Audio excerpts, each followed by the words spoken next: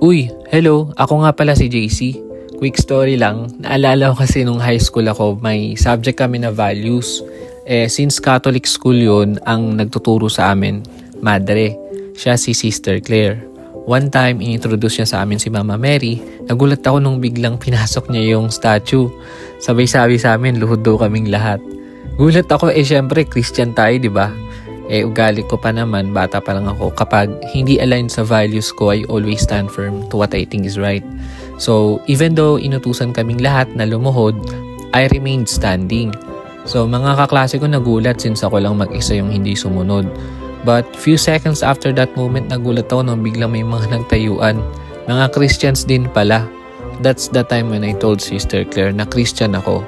So ako kasama ng ibang Christians din pala, pinalabas muna kami. Wala lang, naalala ko lang. Ayun lang, maraming salamat sa pakikinig.